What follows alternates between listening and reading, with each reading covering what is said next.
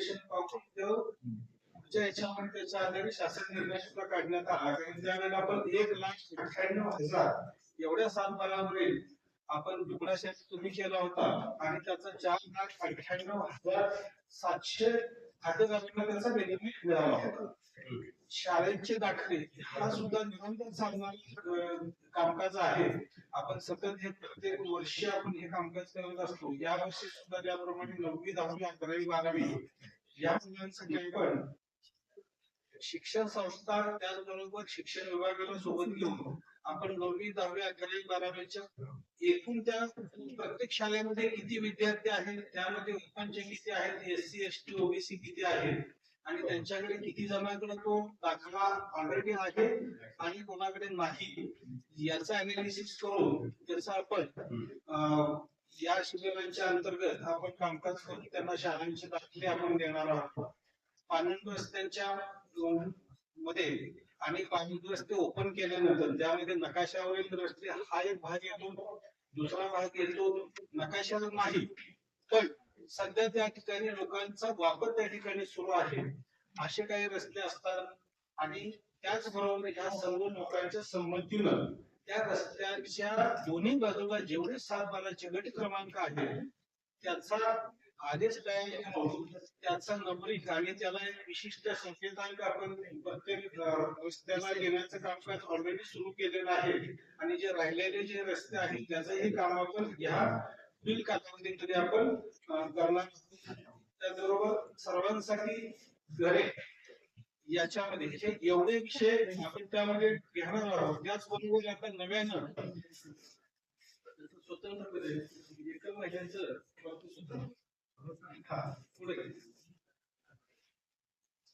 पुढे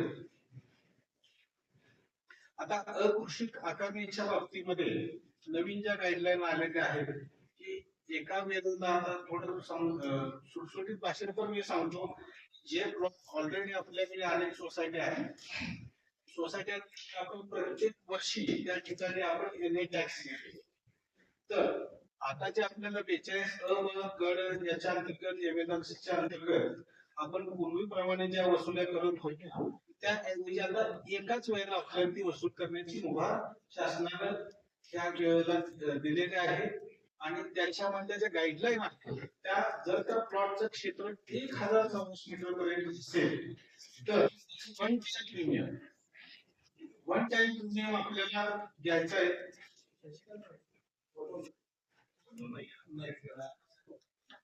तर त्याच्यामध्ये त्याच्या व्हॅल्युएशनच्या 0.1% व्हॅल्युएशन मध्ये ती व्हॅल्युएशन जे येतात एखाद्या 2001 सालचं व्हॅल्युएशन जर का 2001 सालाच्या पूर्वी जर का ती जागा प्लॉट शेती झाला असेल तर त्याच्यामध्ये 2001 सालाचं व्हॅल्युएशन त्या ठिकाणी आपण घेणार आहोत.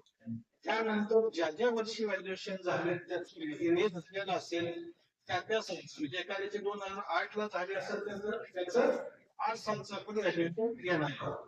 जर का हे 1982-85 झालं असेल तर मात्र आपण त्याला 2001 चं व्हॅल्युएशन घेणार आहोत. आणि त्याचं 1000 चौरस मीटर पर्यंत जर काही असेल, समज आपण आता उदाहरण 1 लाख रुपयाचं व्हॅल्युएशन झालं तर त्याचा जो टॅक्स आहे तो 0.3% येणार आहे. किती? 1,000 येणार.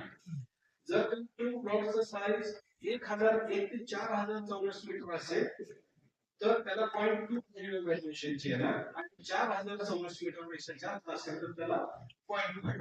म्हणजे एकदा त्या ठिकाणी वन टाइम प्रीमियम भरल्यानंतर पुढच्या वर्षीपासून कायमस्वरूपी त्याला आपल्याला स्वतंत्रपणे प्रत्येक वर्षी एनए टॅक्स घ्यायचा नाही. एनए टॅक्स त्याला नाही होणार. याचं सुद्धा आता तालुक्यामध्ये सुद्धा बिल्डर असोसिएशन असेल, व्यापारी असोसिएशन असतील, गृहनिर्माण संस्था असतील, यांच्या सुद्धा बैठका घेण्याचं नियोजन या कालावधीत केलेलं आहे. आणि तसे पैसे भरून घेऊन त्यांना कायमस्वरूपी वर्षीपासून माफ पुढे. याच आपल्याला हे जे टप्पे तयार केले गावोगावी सातबाराचं वाचनाचं नियोजन केलेलं आहे. 6वी वाचन ज्याला आपण म्हणतो की त्या 6वी वाचनामध्ये काय होईल तर प्रलंबित वाहन नोंदी इतर अनावश्यक अपांग काही असं होते की 25 वर्षाचा मुलगा तरी सुद्धा त्याच्या सातबाराला अपांगाची नोंदणी असते. गतवर्षी सुद्धा आपण त्या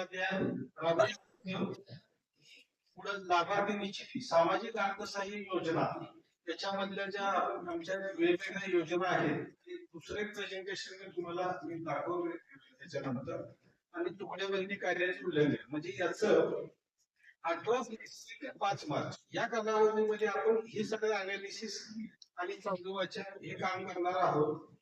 पुढे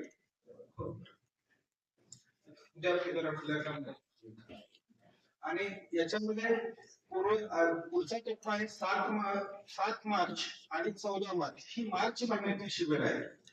बऱ्याच वेळेला असं होतं की आपण एकाच दिवशी जर का मंडळामध्ये एका तालुक्यात जर का शिबिर घेतली तर तहसीलदार त्या ठिकाणी सर्व प्रश्न सर्व अधिकारी त्या ठिकाणी पोहोचू शकत नाही. म्हणून आम्ही ही जी आपल्या जिल्ह्यामध्ये 103 शिबिरे जे निश्चित केलेले आहेत ते उद्या मात्र 7 मार्चला 26 शिबिरे घेत आहोत. म्हणजे यंत्रणेला पण वेळ मिळतो आणि त्या ठिकाणी प्रत्येक शिबिराला जबाबदार सर्व अधिकारी उपस्थित राहू शकतात. आणि 14 मार्चला त्याच्यानंतर 24 शिबिरे आम्ही घ्यायचं नियोजन केलेलं आहे. एप्रिल मध्ये आपण जेवढे चालू वाचन केल्यानंतर त्याच्यावरच्या कामकाजाला सुद्धा वेळ लागणार आहे. आणि 7-12 असतील त्यानंतर दाखले असतील पालक रस्ते असतील ह्या सगळ्या विषयाला थोडा वेळ देण्यासाठी काही शिबिर आपण 10 एप्रिल आणि 17 एप्रिलला घेतलेले आहेत. आणि नागरी भागातली जी शिबिर आहेत नगर परिषद नगरपंचायत भागामध्ये ती मात्र आपण शुक्रवारी म्हणजे 8 मे आणि 15 मे अशा पद्धतीने त्याचं वायब्रेशन केलेलं आहे. त्याची जी पूर्व तयारी आणि त्याचे जबाबदार अधिकारी कोण आहे चावडी वाचन करायचं आहे तुकडेबंदीचं कोणी करायचं आहे याचे सुद्धा प्रशिक्षण मान्य जिल्हाधिकारी साहेबांनी तसेच माननीय विभागीय आयुक्त यांनी सुद्धा घेतलेले आहे. तहसीलदारांपर्यंतची कार्यशाळा आणि एक मीटिंग आणि मार्गदर्शन माननीय महसूल मंत्री महोदय यांनी सुद्धा स्वतः या ठिकाणी दिलेला आहे. पुढे हे शिबिर आणि एकूण आपली संख्या 103 आपल्या 11 तालुक्यांवरली. पुढे हे आम्ही जे 26 शिबिर घेत आहोत उद्याच्या शिबिराचे 26 ठिकाण आहेत प्रत्येक तालुक्यामधले याचं नियोजन आम्ही प्रत्येक घेतलेलं आहे. पुढे आता ते हे लावलं मिशन वात्सल्य योजनेच्या मध्ये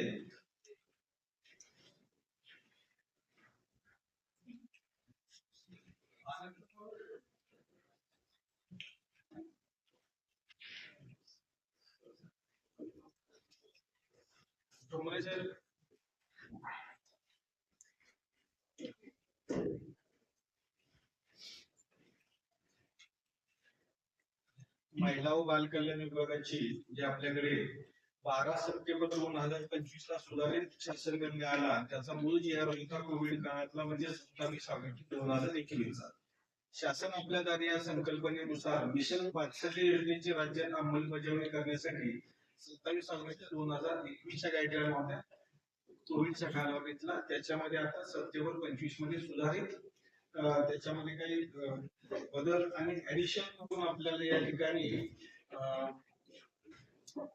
सूचना देण्यात आल्या. याचा एक उद्देश असा असला की कोविड-19 या संसर्गजन्य आजारामुळे दोन्ही पालकांचे निधन होऊन अनाथ झालेल्या पालकांना व कुटुंबातील कर्त्या निधन होऊन विधवा झालेल्या महिलांना शासनाच्या विविध योजनांचा लाभ मिळण्यासाठी आवश्यक कागदपत्रांची पूर्तता करून त्यांच्या शासनाच्या विविध कल्याणकारी योजनांचा लाभ मिळवून देण्यासाठी शासन आपली दारी या संकल्पनेवर आधारित मिशन वात्सल्य या योजनेची राज्यात अंमलबजावणी करण्याला मान्यता देण्यात आली.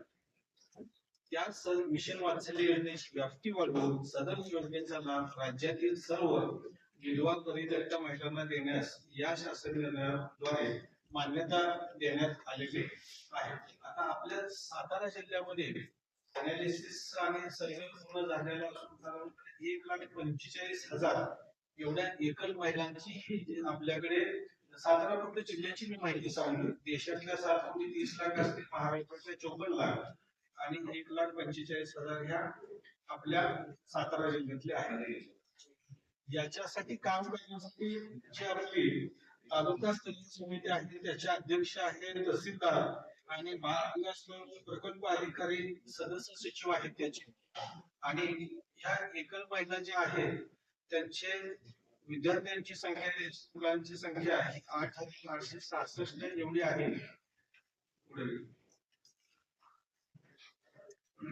त्याची उपाययोजना म्हणजे काय कशा पद्धतीने आपण करणार आहे यामध्ये सर्वच विभागांचा त्यांच्यामध्ये समावेश करण्यात आलेला आहे. नागरी भागात आणि ग्रामपंचायत भागात अशा दोन्ही भागामध्ये आपण याचं काम करून अंगणवाडी, आशा, अंगणवाडी, सीआरपी, समाजकार्य, महाविद्यालय, एनएसएस या सर्वांच्या ह्यानी आपण हे सर्वेक्षण ऑलरेडी केलेलं आहे. आणि एकच महिलांची अशा नावं घेतलेले अंगणवाडी सेविका हे ग्राम स्तरावरचे त्याच्या सचिव आहेत, तलाठी अध्यक्ष आहेत. त्या स्तरावरती अंगणवाडी सेविकांच्याकडे ह्या एकच महिलांचे सर्व डेटा आणि नावं सुद्धा त्याच्या याद्या आपल्या तयार आहेत. आणि या अंतर्गत आपण त्यांना कोणत्या कोणत्या प्रकारचा लाभ देणार आहे तर याचं अनालिसिस केलं तर शिधापत्रिका, वारस प्रमाणपत्र, त्यांच्या वेगवेगळे LIC किंवा इतर विमा पॉलिसीचा लाभ, बँकेचे अकाउंट, आधार कार्ड, जन्म मृत्यू दाखला, जातीचे प्रमाणपत्र, मालमत्ता विषयक हक्क, अनाथ बालक असल्यास शालेय प्रवेश फी, कौशल्य विकास योजनांचा लाभ देणं, कुटुंब निवृत्ती वेतन योजना, संजय म्हणजे सामाजिक अर्थसहाय्य योजनेअंतर्गत संजय गांधी निराधार योजना, राष्ट्रीय कुटुंब लाभ योजना, श्रावण बाल संगोपन योजना, घरकुल, इंदिरा गांधी वृद्धापकाळ निवृत्ती वेतन योजना आणि इंदिरा गांधी राष्ट्रीय विधवा निवृत्ती वेतन योजना, त्याचबरोबर शुभमंगल सामूहिक विवाह योजना, अंत्योदय योजना, कृषी विभाग त्यांच्या वैयक्तिक लाभाच्या योजना, अशी ह्याचे अनालिसिस आपलं ऑलरेडी त्याच्यामध्ये प्रत्येक तालुक्यामध्ये हे आपलं झालेलं आहे. त्यानंतर त्यांचे बचत गटांची पण त्या ठिकाणी माहिती घेतलेली आहे. म्हणजे प्रत्येक महिलेला हा वेगवेगळ्या कोणत्याही योजनेचा लाभ देण्यासाठी प्रत्येक डिपार्टमेंटला आपण सहभागी करून घेतलेला आहे. या पुढच्या 103 शिबिरामध्ये सुद्धा आम्ही त्या महिलांपर्यंत पोहोचून त्यांची आवश्यक कागदपत्र घेऊन आम्ही त्यांना त्या वेगवेगळ्या हेड खाली त्यांना लाभ देण्याचं सुद्धा नियोजन या ठिकाणी आपण केलेलं आहे.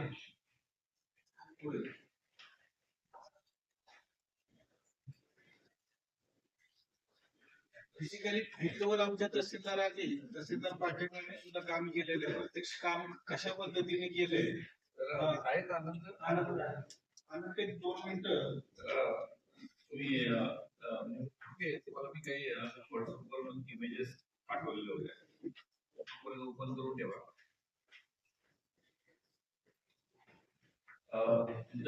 ओळख करून द्या.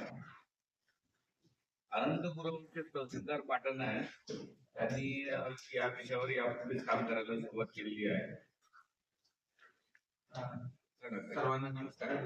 माननीय जिल्हाधिकारी मी बोलतोय. आपल्याकडं मिशन वात्सल्य योजना 2021 साली आलेली होती. ती योजना फक्त कोविड मध्ये मृत्यू पावलेल्या किंवा अनाथ झालेल्या बालक आणि ते एकत्र यांच्यासाठी होती. त्यानंतर 2025 मध्ये ऑगस्ट 2025 ला त्या GR निघाला आणि त्या GR प्रमाणे ते संपूर्ण जे एकल महिला आहेत ते संपूर्ण सर्वांच्यासाठी, विधवा आणि एकल महिला आणि बाकी अनाथ बालक यांच्यासाठी ते संपूर्ण योजना शासनानं GR काढून लागू केली.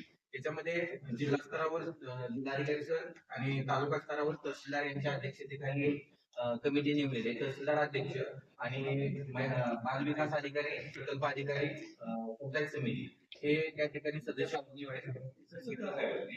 त्यानंतर काय तसं गेलं आणि आता राहिलं महिन्यामध्ये आपण काय आता त्याच्यापैकी मागच्या 100 तुम्ही मला पाठवलं होतं ते सांगा, जेणेकरून ही नुसती आकडेवारी नसून प्रत्यक्षात घेऊन जाईल. तालुका समितीनंतर ग्रामस्तरीय समिती, तलाठी, सर्व शिक्षक, अंगणवाडी सेविका आणि यांच्या समितीच्या मार्फत आम्ही प्रत्येक घरामध्ये जाऊन त्या एकल महिलांचं पूर्ण सर्वेक्षण केलं. त्यांच्या प्रत्येक महिलांनी आहे आमच्याकडे 21,000 महिला त्या ठिकाणी आढळले. प्रत्येक महिलांनी आपण त्यांचं सर्वेक्षण केलं आणि हे जे 21-22 प्रकारचे जे लाभ आहेत त्या लाभातले कोणते लाभ ते घेत आहेत या संदर्भात त्यांची चौकशी केल्यानंतर प्रत्येक ह्याच्याने आम्ही हे पाहिलं आणि त्यानंतर जे लाभार्थी आहेत आणि त्या लाभापासून वंचित आहेत त्यांच्यासाठी शिबिर आयोजित केलं. इलेक्शनच्या अगोदर एक आणि आता आम्ही 2 हे केलं आणि आमच्याकडे तहसील कार्यालय म्हणून आमच्याकडे संजय गांधी निराधार योजना, त्यानंतर श्रावण बाळ, इंदिरा गांधी वृद्धापकाळ योजना, या राष्ट्रीय विधवा योजना, इंदिरा गांधी राष्ट्रीय विधवा योजना, या 4 योजना आमच्याकडे आहेत स्पेशली सामाजिक अर्थसहाय्याच्या अनुषंगानं. त्याच्यामध्ये टोटल 537 लाभार्थी आम्ही शोधलेले होते. त्यापैकी 314 लाभार्थी हे आता जे मिशन वाचलेले आहे एकल महिला, त्याचबरोबर दिव्यांग, रोगग्रस्त किंवा अविवाहित आहेत आणि परित्यक्ते जे आहेत त्यांच्यासाठी आपण ते 314चा लाभ आपण एका तालुक्यामध्ये असा मंजूर केलेला आहे. प्रत्येक तालुक्यामध्ये त्याची मिटिंग घेऊन प्रत्येक तालुक्यामध्ये त्या तहसीलदारांनी ह्याची पण लाभ मंजूर केलेले आहे. त्यानंतर आता सरांनी सांगितलेला पुढचा मुद्दा आहे, आपल्याला पुढच्या या शिबिरांच्या माध्यमातून आता आपली शिबिर जी 7 तारीख 14 तारीख पुढच्या महिन्यात 2 आणि 6 शिबिर आयोजित केलेले आहेत. या 6 शिबिरांच्या मध्ये याच्यासाठी वेगळा कक्ष आपण लावत आहे तिथं आणि त्या ठिकाणी ज्या एकल महिला ज्या ह्याच्यापासून वंचित आहेत त्यांचे फॉर्म भरून घेणं आणि त्यांना त्यांचे लाभ मंजूर करून देण्यासाठी कार्यवाही करत आहे.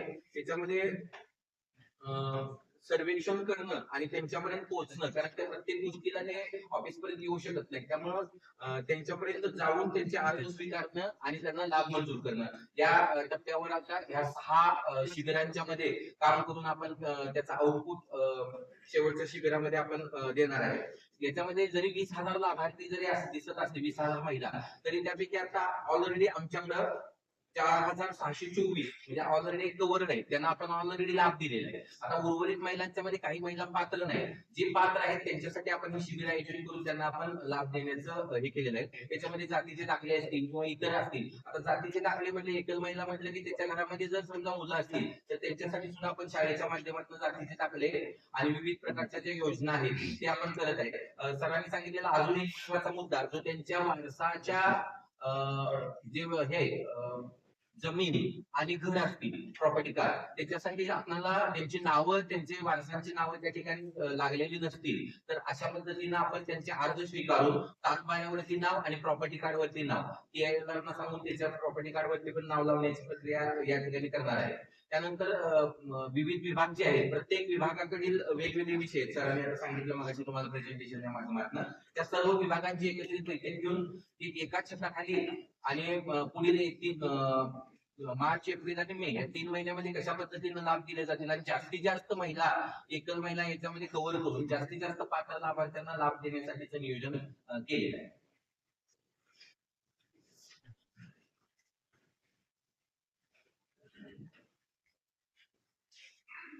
काही आमच्या पाटण साहेब, टोपे साहेबांनी, आनंद साहेबांनी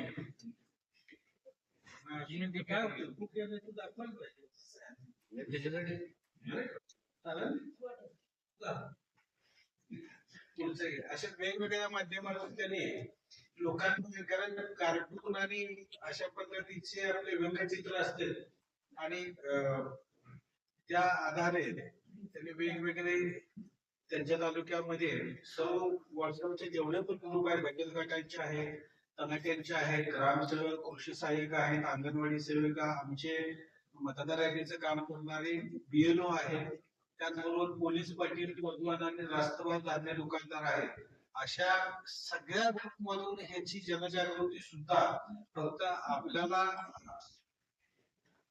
त्या ठिकाणी पोहोचण्याचा जास्तीत जास्त प्रयत्न केलेला आहे. त्यानंतर यांनी स्वतःचे आवाजामध्ये स्वतःच्या काही छोट्या छोट्या अर्धा मिनिट 1 मिनिटाच्या ऑडिओ करून सुद्धा हे अभियान प्रत्येक व्यक्तीपर्यंत पोहोचवण्याचं आपल्या जिल्ह्यामध्ये सर्व तहसीलदार प्रांतांनी जर प्रयत्न केलेला आहे. असे वेगवेगळे त्यांनी क्लिप पण दिलं.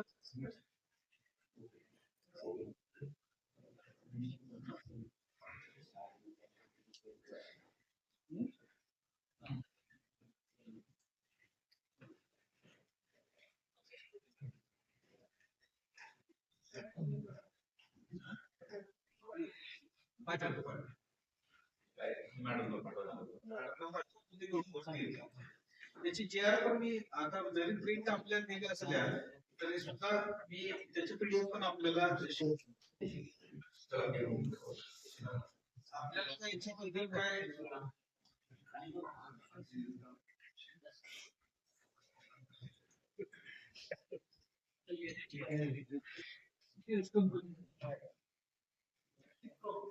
व्हॅल्युएशन वेगवेगळं असतं म्हणजे जर त्या पाटीलमध्ये असेल तर ते वेगळं असेल जावळी वेगळं असेल नका वेगळं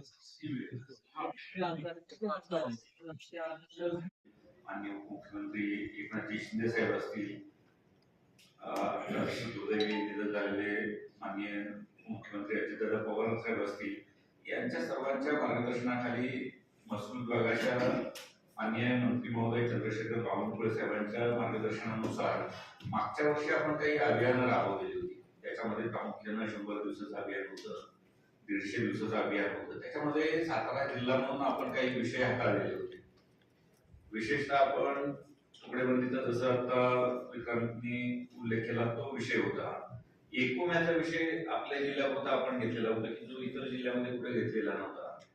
आपण विशेषतः शेतकऱ्यांना सगळ्यात गरजेचा असलेला सगळ्यात जास्त विवाद किंवा भांडणं होणारा विषय म्हणजे शेतरस्त्यांचा विषय घेतलेला होता. 500च्या आसपास जवळपास शेतरस्ते आपले मोकळे झालेले होते. आता याही वर्षी माननीय मुख्यमंत्री साहेब असतील, माननीय महसूल मंत्री असतील, यांनी आपल्याला संपूर्ण राज्यामध्ये छत्रपती शिवाजी महाराजत्व अभियान राबवण्याच्या सूचना दिलेल्या आहेत. 18 फेब्रुवारी पासून 5 मार्च पर्यंत आपण त्याची पूर्वतयारी सर्व मंडळापर्यंत केलेली होती. प्रत्येक गावामध्ये आमचे तलाठी असतील, मंडळाधिकारी असतील, कोतवाल असतील, सर्व सरपंचांच्या पासून अन्य आमदार महोदय, मंत्री महोदय यांच्यापर्यंतचे सर्व आपले लोकप्रतिनिधी असतील, या सर्वांना याच्याविषयीची कल्पना आपण दिलेली होती आणि सर्वात शेवटचा माणूस या अभियानाचा घटक होईल यासाठी आपण प्रयत्न केलेले आहे. परंतु ही सगळी पूर्वतयारी ही प्रत्यक्षात अभियानामध्ये आपण किती लोकांच्या पर्यंत पोहोचतो याच्यावर अवलंबून आहे. सगळा रिझल्ट जो आहे तो त्याच्यात या तयारी खूप झाली आहे, रिझल्ट कमी आहे तर ते काही विशेष आपल्याला कौतुकास्पद राहणार नाही. परंतु तयारी जेवढी जास्त असेल तेवढा रिझल्ट येण्याची अपेक्षा पण वाढते. तर आता सगळ्या प्रकारे आपण नागरिकांच्या पर्यंत पोहोचण्याचा प्रयत्न करतो. आपल्या स्क्रीनवर जे काही कार्टून्स आहेत किंवा जे काही छोटे संदेश आपण तयार करून प्रसारित करतोय, आजची प्रेस कॉन्फरन्स सुद्धा त्याचाच एक भाग आहे. आमची आपल्या माध्यमातून सगळ्या नागरिकांपर्यंत जाण्याची आणि त्यांना विनंती करण्याची इच्छा आहे की या अभियानामध्ये सर्कल पातळीवर म्हणजे मंडळ अधिकारी पातळीवर जी काही समाधान शिबिरं आयोजित करण्यात येणार आहेत त्यांच्या तारखा त्या ठिकाणी कळवण्यात येणार आहेत. त्या तारखेच्या दिवशी येण्याच्या बरोबरच त्याच्या अगोदर जर आपण तलाठी असतील, मंडळ अधिकारी असतील किंवा तहसील कार्यालयामध्ये अर्ज केलेले असतील तर त्याच्यावर कार्यवाही करून त्या दिवशी प्रत्यक्ष लाभ देण्याचा पण प्रयत्न करणार आहोत. आणि ज्यांना त्याच्या अगोदर अर्ज करणं शक्य झालेलं नसेल त्यांचे अर्ज शिबिराच्या दिवशी संकलित करून शक्य होईल त्या दिवशी निर्णय घेणं आणि त्या दिवशी निर्णय ज्यांचे होणार नाही त्यांना पुढच्या एका शिबिरामध्ये वाटप करणं अशा पद्धतीची आपली कार्यवाही असणार आहे. चव्हाण साहेबांनी आणखी एक विषय प्रामुख्यानं प्रेझेंटेशनच्या माध्यमातून सादर केला होता तो म्हणजे एकल महिला. आपल्या सर्वांना कल्पना आहे की शासन हे कायम जे समाजातील असे घटक आहेत की ज्यांना विशेष मदतीची आवश्यकता आहे, ज्यांच्यासाठी विशेष योजना आणल्या पाहिजेत, अशा घटकांना मदत करण्यासाठी कायम आग्रही असतात. समाजामध्ये एकल महिला त्या विधवा असतील, परित्यक्ता असतील, घटस्फोटित असतील किंवा इतर कुठल्याही कारणामुळे आज एकट्या आहेत, अविवाहित असतील तर त्यांना आधाराची आवश्यकता असते. वेगवेगळ्या संकटांना किंवा अडचणींना त्यांना सामोरं जावं लागू शकतं. आता शासनाच्या कुठल्या GR मध्ये या अभियानामध्ये हे घ्या असं जरी स्पष्टपणे नसेल तरीही हे अभियान जास्तीत जास्त लोकाभिमुख करण्याच्या उद्देशाने आपल्या जिल्ह्यामध्ये एकल महिलांचा विषय पण आपण या अभियानाच्या माध्यमातून हाताळतो. आपल्या माध्यमातून जिल्ह्यातल्या सर्व अशा महिलांपर्यंत हा संदेश गेला पाहिजे की आपल्या भागामध्ये जे शिबिर लागणार आहे त्या शिबिरामध्ये आपण आवर्जून सहभागी व्हावे. जेणेकरून या महिलांच्या पैकी एकही महिला जी ज्या लाभासाठी पात्र होती तो लाभ तिला मिळाला नाही असं होणार नाही. म्हणजे एखादी महिलेला जर आपण एखादी सामाजिक विभागाची पेन्शन मंजूर करू शकत असू तर ती पेन्शन मंजूर झाली पाहिजे. त्यांच्याकडे काही प्रॉपर्टी असेल तर त्यांचा वारसाचं नावच लागली पाहिजे. त्याच्या व्यतिरिक्त त्यांच्या मुलांचा काही ऍडमिशनचा विषय असेल त्याच्यासाठी कास्ट सर्टिफिकेट लागत असेल तर ते मिळालं पाहिजे. समजा त्यांना आधार कार्ड यापूर्वी नसेल ते मिळालं पाहिजे किंवा इतर कुठलीही अडचण जी असेल त्यांची ती नोंद करून घेतली जाईल आणि शासनाच्या ज्या ज्या योजनेमध्ये त्या पात्र होतील त्या योजनांचा लाभ त्यांच्यापर्यंत देण्याचा प्रयत्न केला जाईल. याच्या व्यतिरिक्त तुम्हाला प्रेझेंटेशनच्या माध्यमातून किंवा यापूर्वी बोलण्याच्या माध्यमातून ज्या महसूल विभागाच्या प्रामुख्याने योजना आहेत त्या आपल्याला सांगितलेल्या आहेत त्याचीही अंमलबजावणी या समाधान शिबिराच्या माध्यमातून आपण करणार. माझं नम्र निवेदन किंवा आव्हान असणार आहे जिल्ह्यातल्या सर्व नागरिकांना की हा आमचा प्रयत्न त्याच वेळेस यशस्वी होऊ शकतो जेव्हा आपण त्या शिबिरापर्यंत याल किंवा आपल्या अडचणी आमच्या अधिकारी कर्मचाऱ्यांपर्यंत पोहोचवा. म्हणून आपणही आमच्या वतीनं सर्व नागरिकांना हे आव्हान जाऊ द्या त्यांच्यापर्यंत की आपण आवर्जून आपले अर्ज दाखल करा, आपण उपस्थित व्हा. माननीय पालकमंत्री महोदय, त्याचबरोबर जिल्ह्यातील सर्व सन्मान्य मंत्री महोदय, माननीय खासदार महोदय, माननीय आमदार महोदय या शिबिराला त्यांच्या वेळेच्या उपलब्धतेप्रमाणे उपस्थित राहणार आहेत, ते मार्गदर्शन करणार आहेत. त्याचबरोबर सर्व प्रमुख अधिकारी जे आहेत तेही त्यावेळेस उपस्थित राहणार आहेत.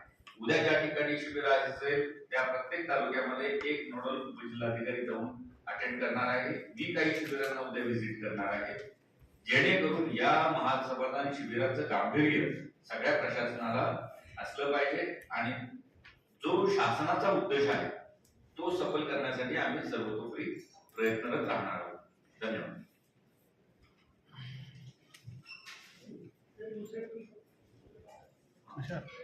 एक आणखी माहिती आपल्याला इच्छितो की आपल्या सर्वांना कल्पना आहे मध्ये एक बाईटच्या माध्यमातून आपल्यापर्यंत माहिती दिलेली होती ती म्हणजे इराणमध्ये जी युद्धजन्य परिस्थिती निर्माण झालेली आहे आणि इराणच्याकडूनही इतर काही देशामध्ये जी काही परिस्थिती निर्माण झालेली आहे त्यामध्ये आपल्या जिल्ह्यातील काही नागरिक पर्यटक असतील किंवा कामाच्या निमित्ताने त्या भागात गेलेले असतील तर ते काही नागरिक त्या ठिकाणी अडकलेले होते. आतापर्यंतची माहिती संकलित झाली आहे त्यानुसार एकूण 36 नागरिक अशा काही जिल्ह्यामध्ये देशामध्ये किंवा ठिकाणी तिथं अडकून राहिले होते किंवा ज्याला आपण काय खोळंबलेले होते त्यांची माहिती संकलित झालेली होती. राज्याचा जो काही नियंत्रण कक्ष आहे त्यांच्याशी संपर्क करून राज्याच्या माध्यमातून त्या देशातील दूतावासाच्या माध्यमातून त्यांना परतीची व्यवस्था आतापर्यंत करण्यात आलेली आहे.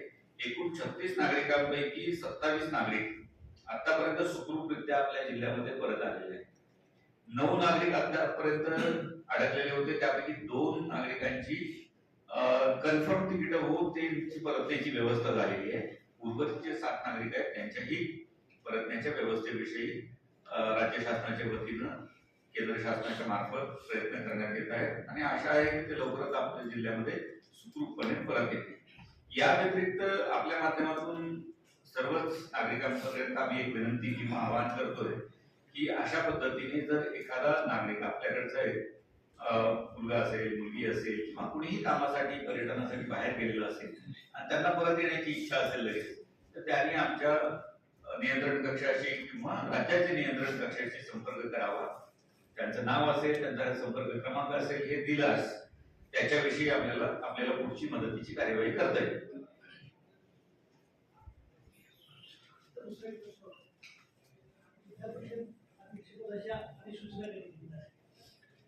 नाही जिल्हा परिषदेची निवडणूक झालेली आहे, निकाल लागलेला आहे. निकालानुसार सर्व नवनिर्वाचित उमेदवारांची आपण नावं अधिसूचनेद्वारे प्रसिद्ध केलेली आहेत.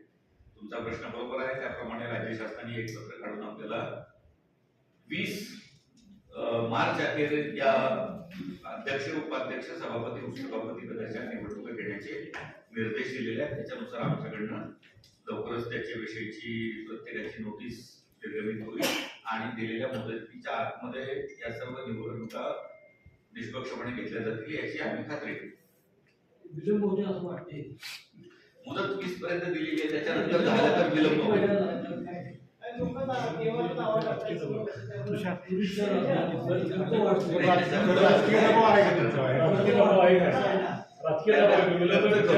आपल्या घरी राहा कशाला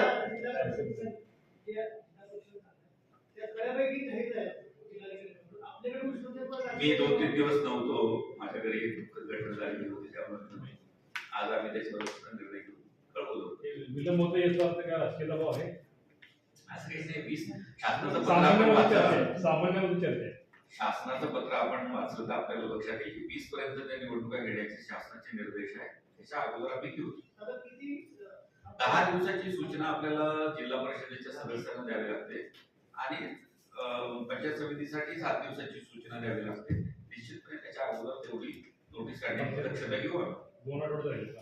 त्याच्या मी सांगितलं तुम्हाला किती दिवसाची नोटीस द्यावी लागते. त्याच्या अगोदर त्यांना नोटीस बजावली जाईल.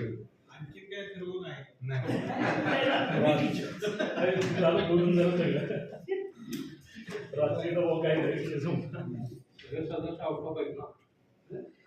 आम्ही कुणाला ते आता सदस्य आउट ऑफ स्वतःहून कुठं जावं हे आपल्या घटनेने सगळ्यांना स्वातंत्र्य दिलेलं आहे.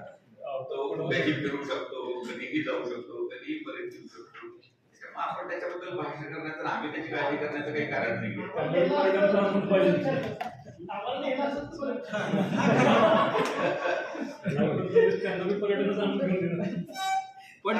पण बरं कसं आहे तुमच्या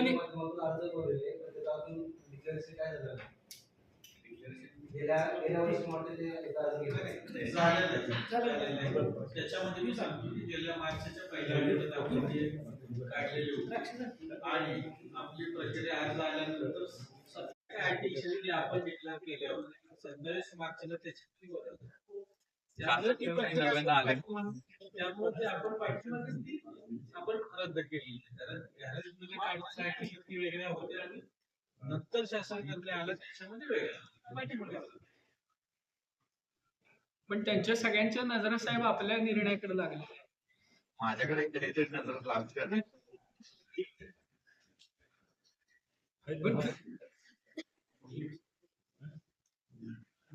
तुमच्या माध्यमातून आपण 20 तारखेपर्यंत 10-15 होईल.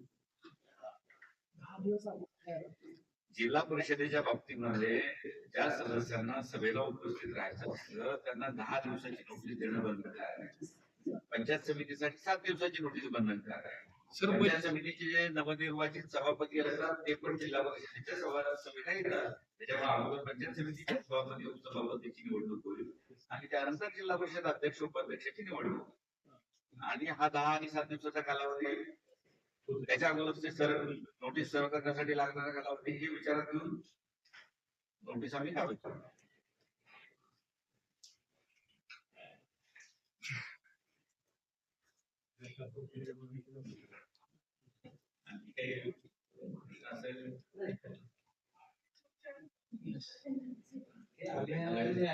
एक हे केलं पाहिजे आता मित्रांनी सांगितलं सगळं, परंतु येण्याची परमिशन घेण्याची जी काही कार्यपद्धती यापूर्वी होती ती आता शासनाने ते कलमच कायद्यामधनं वगळलेली आहे, निरस्त केलेली आहे. त्याच्यामुळे आता वेगळ्याने परवानगी न घ्यायला फक्त डायरेक्ट डेव्हलपमेंट परमिशन घेण्याची तरतूद राहिलेली आहे. परंतु एनए टॅक्स साठी दरवर्षी जी काही तगादा आमच्याकडनं लावला जाईल ते काय आमच्या कर्तव्याच्या कामाचा भाग आहे. परंतु आता शासनाने वन टाइम तुम्ही जर टॅक्स भरू शकला तर तुम्हाला याच्यानंतर कधीही त्याची नोटीस येणार नाही. तर त्यासाठी आम्ही आता या शिबिराच्या माध्यमातून एक करतोय की प्रत्येक गावामधलं किंवा त्यांच्या कार्यक्षेत्रामधल्या एकूण आतापर्यंत येणे झालेल्या ज्या सगळ्या प्रॉपर्टीज आहेत त्यांची यादी तयार केलेली आहे. त्या मालकापर्यंत किंवा जे काही प्रॉपर्टी ओनर्स असतील त्यांच्यापर्यंत पोहोचण्याचा प्रयत्न आहे. त्यांना माहिती दिली जाईल की तुमचा टॅक्स एवढा होतोय, त्याप्रमाणे तुम्ही जर एक वन टाइम भरला तर तुम्हाला कायमस्वरूपी त्याच्यातनं सुटका होऊ शकेल. तो एक चांगला प्रोग्राम होऊ शकेल. सगळ्यांना. Okay, thank you. आपण आलात आमचं. आता तुम्ही इन्फ्लुएन्सर पैकी कुणी आलात का? या समोर ये. हा, तुम्हालाही गुरु कोण आहे तर ते मलाही निमंत्रित करण्याचं कारण हेच होतं की प्रश्न माध्यमातून किंवा प्रिंट मीडियाच्या माध्यमातून आपण लोकांपर्यंत पोहोचतो. मागेही तुम्हाला बोलवलेलं होतं. हेही औचित्य यासाठीच होतं की तुम्ही तुमच्या संकल्पना वापरून हे अभियान लोकांच्या पर्यंत किंवा तुमचे जे काही रेग्युलर सबस्क्रायबर असतील, व्ह्युअर्स असतील त्यांच्यापर्यंत घेऊन जावं अशी आमची तुम्हाला विनंती आहे. याच्यासाठी आम्ही त्यांचे मटेरियल तयार केलं तेही आपण तुम्हाला शेअर करू. तुम्ही जर आणखी काही त्याच्यामध्ये ऍड करू शकत असाल तर त्याची मदत आम्हाला होऊ शकेल. नागरिकांनाही त्याची मदत होईल. तुमचा रिच पण वाटणार. फक्त शासन किंवा प्रशासनाचीच मदत होणार नाहीये. मला पण त्या निमित्ताने लोकांशी सुद्धा जास्तीत जास्त पोहोचता येईल. चॅनलला गव्हर्नमेंट लुक येईल चांगला. चॅनलला गव्हर्नमेंटचा लुक येईल. नाही तसं मला अपेक्षित नाहीये. गव्हर्नमेंट तुम्ही व्हावं अशी अपेक्षा नाहीये. तुम्ही लोकांच्या प्रति उत्तरदायित्व तुमचं जे आहे शेवटी आपण सगळे कोणाला तरी अँसरेबल आहोत. आम्ही पदाची बंधनं असतील किंवा मर्यादा असतील त्याच्या माध्यमातून आहोत. परंतु मीडिया सुद्धा लोकशाहीमधला चौथा स्तंभ म्हणून मान्यता प्राप्त आहे.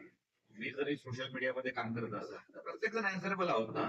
आपण काही कंटेंट क्रिएट केलं, काही रिलीज केलं तरी आपण अँसरेबल आहोत. तर म्हणून ज्यांच्यासाठी आपण काम करतोय, ज्यांच्यापर्यंत हे सगळं निघून जाण्याचा प्रयत्न करतोय त्यांच्यापर्यंत तुम्हालाही पोहोचता येईल अशी आमची धारणा आहे. थँक्यू. थँक्यू.